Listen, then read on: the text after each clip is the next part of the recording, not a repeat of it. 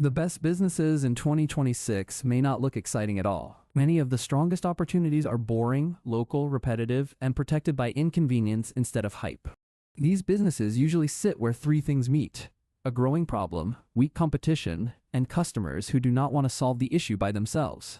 The first overlooked area is heat resilience home retrofits. As heat waves grow stronger, homes need better shade, insulation fixes, reflective coatings, attic work, and smarter ventilation.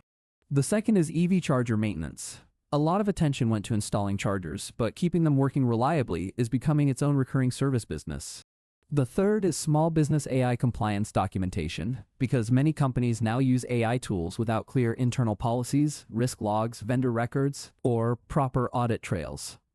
The fourth is synthetic media verification for schools and employers. Deepfakes and AI fraud are rising, and many organizations need help checking identity, content, and authenticity. The fifth is battery storage inspection and safety support. As homes and companies add batteries, they need safety checks, firmware coordination, and paperwork for insurers and regulators. The sixth is PFAS and water quality advisory work for households and small firms, because fear and regulation are rising while most people do not understand test results or treatment options. The seventh is digital estate and password succession planning. Families now inherit accounts, subscriptions, digital wallets, cloud files, and online records that can become a nightmare after death. The eighth is senior tech setup and anti-scam support. Aging populations need real human help with devices, telehealth access, identity protection, and basic fraud prevention. The ninth is empty nest home conversion. Older homeowners often want spare rooms turned into rentals, offices, caregiver suites, or aging-in-place spaces they can use better.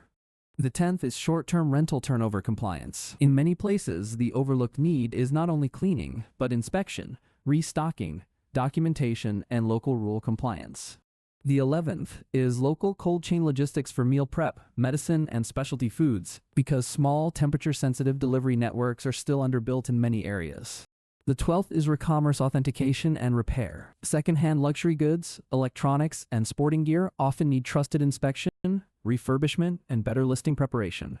The 13th is construction drone documentation for small contractors. Large firms already use it, but smaller builders increasingly need affordable progress tracking and insurance evidence.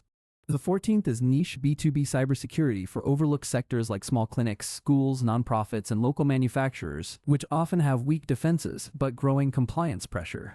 The 15th is subscription and expense recovery management. Businesses leak money through duplicate software, unused seats, auto renewals, and poor monitoring of recurring tools. The 16th is specialty biowaste and difficult waste pickup for places like salons, clinics, labs, and workshops that need compliant disposal without enterprise-level pricing.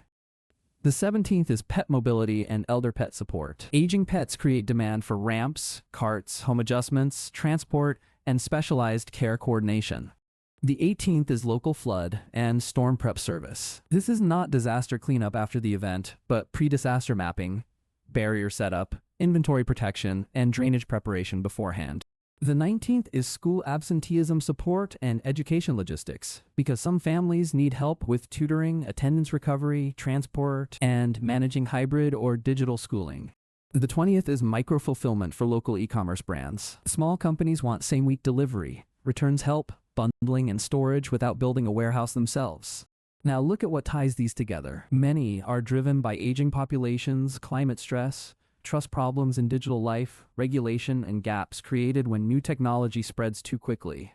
Another strong pattern is recurring revenue. A one-time install business can help, but maintenance, monitoring, compliance, and support often create steadier money over time. That is why secondary consequences matter so much. Everyone notices a trend like AI or EVs, but fewer people notice the paperwork, repairs, safety checks, and cleanup that follow. Those follow-up needs are where overlooked businesses often live. The first wave gets headlines. The second wave quietly builds dependable cash flow.